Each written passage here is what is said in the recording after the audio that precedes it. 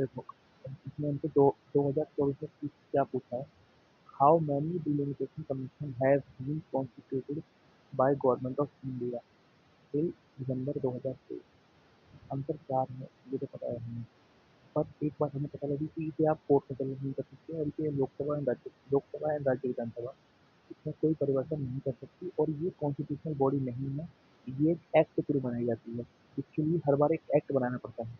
जैसे 1900 जैसे 1962 में 1963 के लिए 1962 का एक्ट बनाया, 1973 के लिए 1962 का एक्ट बनाया, एंड 2000 में अब तक ये, और 2002 में 2002 के लिए 2002 का एक्ट बनाया गया। ठीक है, ये हो गया। ये हम ये हम लोगों को पता लग गई।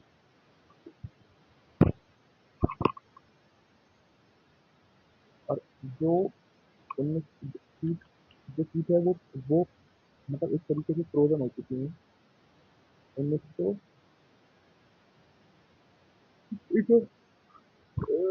इकहत्तर की जनगणना के आधार पर।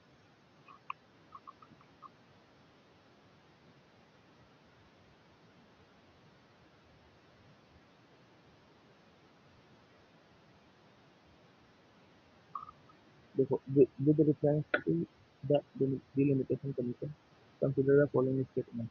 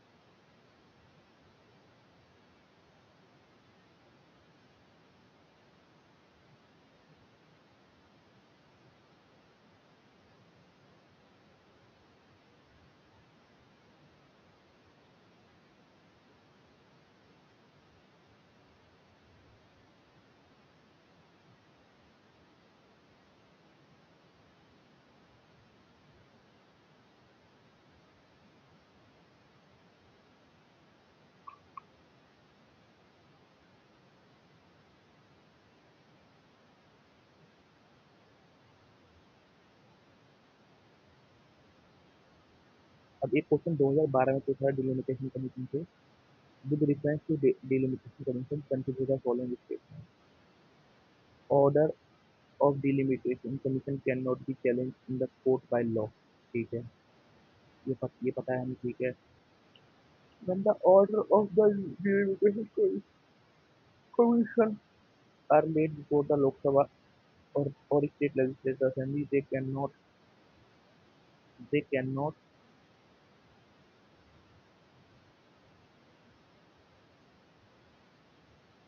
cannot affect any modification or in the order। ठीक है, इसका होगा सी।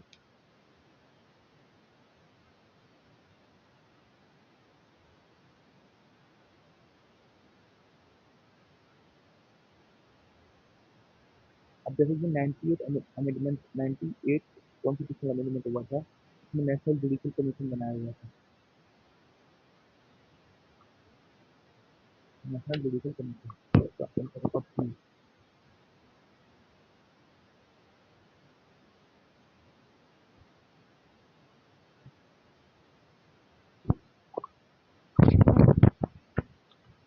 अब एक और पूछा है, जो DN चतुर्वेदी कमेटी है, इसका संबंध किससे है? इसका संबंध है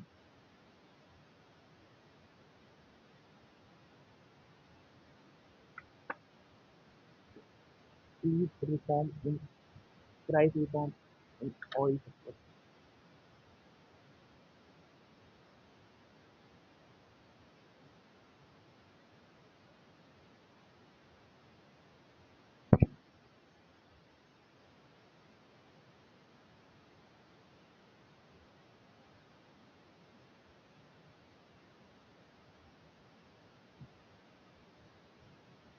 ठीक है, government of India has constituted 4 delimitation commission so far under the Delimitation Commission Act 1952, 62, 72 and 2002।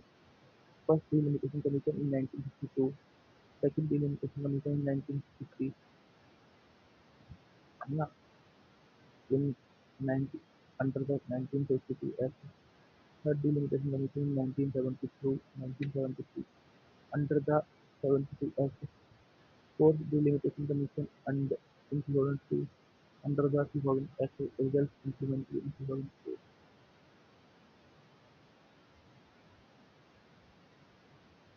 ठीक है, अब हम पढ़ने वाले हैं। तो मेरे को याद है राज्यसभा के लिए आर्टिकल 80 जुड़ा हुआ है, ठीक है। और इसमें ऐसा कुछ भी नहीं है जो मुझे नहीं पता है ना। और इसमें ऐसा कुछ भी नहीं है जो मुझे नहीं पता है। लोग मैक्सिमम सीट 250 है ना। पहले लाइन पढ़ते हैं। चल इसमें देखते हैं। 2 पॉइंट है, 3 पॉइंट है, 4 पॉइंट है, 5 पॉइंट है, 6 पॉइंट, 7 पॉइंट, टोटल 7 पॉइंट है। पहला salary and allowances and pension. Salary determine, ये salary allowance and pension determine होते पार्लियामेंट्री। एंड तुम्हारा पेंशन, पेंशन के बारे में कॉन्स्टिट्यूशन में नहीं लिखा हुआ, परंतु 1976 के बाद पेंशन मिल रही है, ठीक है। एक पॉइंट हमारा क्लियर हो गया, ठीक है, ये पॉइंट हो गया क्लियर। ओशन अफर्मेशन मैंडेटरी होती है, ओशन अफर्मेशन लेनी जरूरी होती है, नहीं तो आपका 500 रुपये का जुर्माना लगेगा। अगर आपने अगर तक आप ओशन ओशन अफर्मेशन नहीं लोगे, ना तो आप बैठक में भाग ले सकते हो, ना आप वोट दे सकते हो। परंतु अगर आपने ये काम किया तो आप पे 500 रुपये का जुर्माना लगेगा। 500 रुपये एक लेबर की दिहाड़ी जितना बताइए यार, कितना अच्छे लोग हैं हमारे पार्लियामेंट में। 500 रुपये जुर्माना मिल जाए, भगवान बढ़ा कर पार्लियामेंट 500 रुपये को गरीब उनके बेचारे। अब अब ये वैकेंट ऑफ सीट पता है, डुअल मेंबरशिप से होगी, है ना।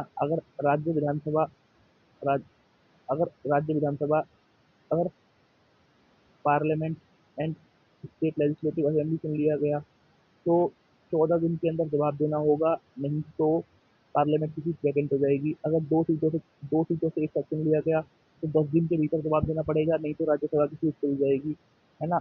और और और अगर दोनों सीटों से जवाब देना पड़ेगा, बताना होगा, नहीं तो दोनों सीट ही खाली हो जाएंगी, है ना। If disqualify under constitution.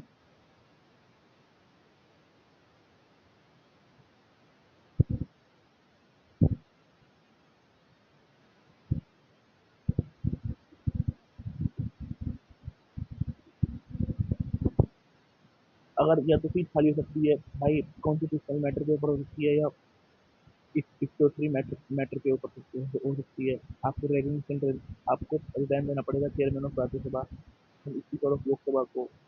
अगर वो एक्सेप्ट तभी करेंगे जब आपको लगेगा मैं जेन्युइन हूँ, आप किसी कर दीजिए।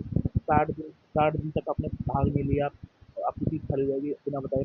आप, है ना, आपके इलेक्शन को गलत डिक्लेयर कर दिया गया, आपको हाउस से निकाल दिया गया, है ना। या फिर आप 22% प्रेसिडेंट और गवर्नर नॉमिनेट हो गए, इन मुद्दों पे आपकी सीट जा सकती है, वैकेंट सीट हो सकती है ना। देन अब ये पढ़ लेते हैं हम, एक चीज पढ़ लेते हैं एक सेकंड के लिए। हमें पता है, जैसे हमें ये पता ही है, राज्यसभा में मैक्सिमम स्ट्रेंथ 250 होगी, और तुम्हारा 200 होंगे, 238 होंगे, इससे 12 होंगे नॉमिनेटेड होंगे। इसमें 8 है, लिटरेचर है, साइंस है, एंड सोशल सर्विस, इन 4 पे, है ना, ये नॉमिनेटेड होंगे, ठीक है। बहुत बहुत सी बात है। और elected by elected member of elected member होने चाहिए इलेक्टेड, है ना। और अब करंट जो स्ट्रेंथ है वो 245 है, जिसमें से तुम्हारा जिसमें से तुम्हारा 238 आते हैं, जिसमें से आते हैं 12, मान लीजिए 12, 20 आते हैं तुम्हारा उससे, 225 आते हैं इलेक्टेड इलेक्टेड होके, ठीक है। एम आई राइट या यू आर राइट, ठीक है, हो गया। सिंगल ट्रांसफर बोर्ड के थ्रू आएंगे, ठीक है, इसकी पॉपुलेशन के थ्रू होगा। और फोर्थ शेड्यूल जुड़ा हुआ है, इससे जुड़ा हुआ है फोर्थ शेड्यूल, जो सीटों का एलोकेशन होगा स्टेट वाइज, इससे जुड़ा हुआ है फोर्थ शेड्यूल, है ना। ये पता है हमें, दिल्ली में ठीक है, जम्मू कश्मीर में 4 है। अब मैं सीटों के बारे में तुम्हारा देखो, 19 है एनएच में, 18 है टीएन में, 31 है यूपी में, 16 है डब्ल्यूडी में, एंड तुम्हारा बीआर में भी 16 है। अब देखिए, अगर यूपी और बंगाल पहले एक साथ मिल जाए तो भी ये तो बस जा पाएंगे, और अकेला यूपी कहाँ 16 32 लेके आ रहा है, ठीक है। ये रहा 22% एक्स ऑफिसर चेयरमैन होते हैं, डिप्टी डिप्टी चेयरमैन, राज्यसभा के बीच से चुना जाता है। इनका टेन्योर वो होता है, वो है परमानेंट हाउस है, कभी वो नहीं होता, 2 साल के बीच में वो होता है। अब लोकसभा के ऊपर आते हैं। आर्टिकल आर्टिकल 81 है, मैक्सिमम स्ट्रेंथ इसकी 552 है। 530 चुने जाएंगे तुम्हारा स्टेट से, बस 20 चुने जाएंगे यूटी से, और तुम्हारा दो दो एंग्लो इंडियन, जिसमें से 140 संविधान संशोधन ने बोल दिया भाई एंग्लो इंडियन कोई नहीं था, वो ऐसे था, 140 संविधान संशोधन ने बोल दिया। तो करंट स्ट्रेंथ है वो 245 है, इसमें से 245 है, 245 है ना करंट, नहीं 243 है, आई एम सॉरी 543 है, इसमें से 524 आते हैं स्टेट से और 19 आते हैं यूपी से, जिसमें से आप मान लीजिए 10 10 से 12, तो जिसमें से 6 आते हैं जम्मू कश्मीर से, 6 आते हैं जम्मू कश्मीर से, एक आता है लद्दाख से, 7 आते हैं दिल्ली से, देन तुम्हारा बाकी सबसे चंडीगढ़ से एक आता है, अंडमान निकोबार से एक आता है, पौंडीचेरी से एक आता है, दमन दीव एंड दादर नागर हवेली से दो दो आते हैं। ठीक है, ये हो गया।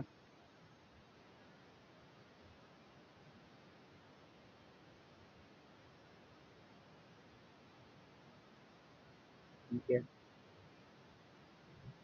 कलाकारी ये पता है हमें, ये पता है हमें, प्रतिनिधियों का चेयरपर्सन लोकसभा हो फॉरम वही 5 साल, अगर जल्दी बनना हो एक साल करके आप कितनी बार बढ़ा सकते हो।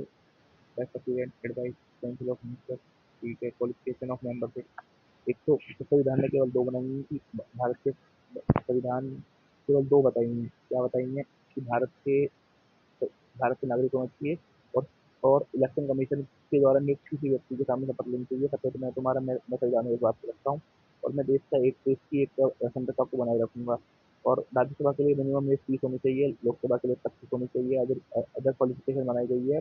बट और अदर कोई क्वालिफिकेशन जो जो बताए जो बताए पार्लियामेंट, देखो संविधान के अकॉर्डिंग ये एज है, ना कि आरपीए के अकॉर्डिंग। इसी मुझे आप क्लियर हुई।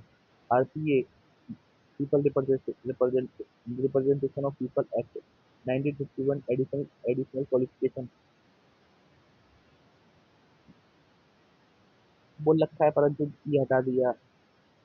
Post there no requirement to election from same state, Rajya Sabha election. ठीक है, अब डिस्क्वालिफिकेशन सुन लीजिए। अब ये कॉन्स्टिट्यूशन में है, एक तो पागल नहीं होना चाहिए, है ना, और एक तुम्हारा दिवालिया नहीं होना चाहिए, भारत का नागरिक नहीं छोड़ना चाहिए, और पार्लियामेंट के लॉ बनाए, और तुम्हारा ऑफिस ऑफ प्रॉफिट नहीं धारण करना चाहिए। अब आरपीए के अकॉर्डिंग सुन लीजिए भैया। अब 10 सही के अंदर पहले तो वॉलंटरी पार्टी से रिजाइन कर दिया, वोटिंग वोटिंग और एक्सचेंज कर लिया पार्टी से, इंडिपेंडेंट मेंबर कहीं और से जो नॉमिनेट कर दूसरी पार्टी ज्वाइन कर ले, then nominated member joining after a party after 6 month. ठीक है, इसमें जो राज्यसभा के सभापति होंगे, या दोनों हाउस के सभापति होंगे, उनका फैसला होता है। देन आप ये ले लीजिए रिप्रेजेंटेशन ऑफ पीपल एक्ट के अकॉर्डिंग, एक तो election offence and corrupt practice के थ्रू नहीं होना चाहिए, 2 साल से ऊपर जारी मिलनी चाहिए, इलेक्शन अकाउंट नहीं दिया, है ना, गवर्नमेंट के खेतों में इंटरेस्ट है, और ऐसी कोई कॉरपोरेशन का वो हो जिसमें सरकार की हिस्सेदारी 25% हो, है ना, है ना, और conviction of promoting amenity and liberty, देश में भाईचारे के बीच में दुश्मनी बढ़ा रहा हो, सरकारी नौकरी से निकाला गया हो, करप्शन और डिसलॉयल्टी के नाम पर, सोशल क्राइम, अनटचेबिलिटी एंड सती को अपना रहा हो। ये हो गया। अब देखते हैं 2024 में एक क्वेश्चन और पूछा गया था।